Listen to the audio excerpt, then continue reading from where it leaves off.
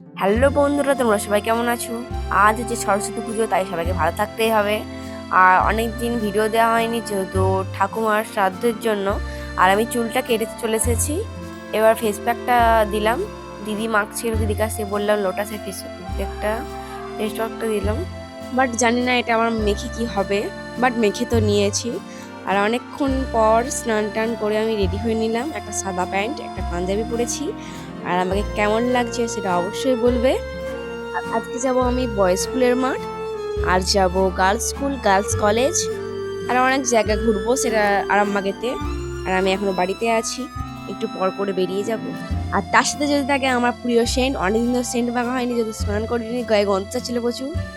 আর দিদি চলে এসেছিল, তাই দিদিকে দেখে হাসছিলাম আমি। দিদির সামনে ছিল দিদি।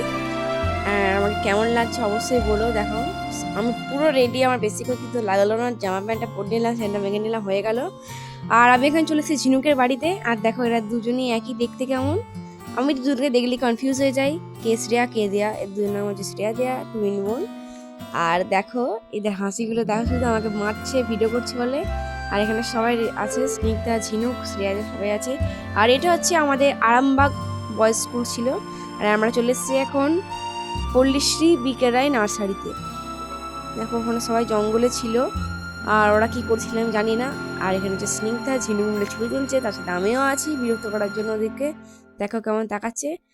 আর হচ্ছে আর ওই জঙ্গলটাতে অনেকগুলো ছেলে কি করছে সেটাই আমি জানি না। আর আমাকে ওরা অনেকক্ষণ ধরে ভিডিও বন্ধ করতে বলছিল।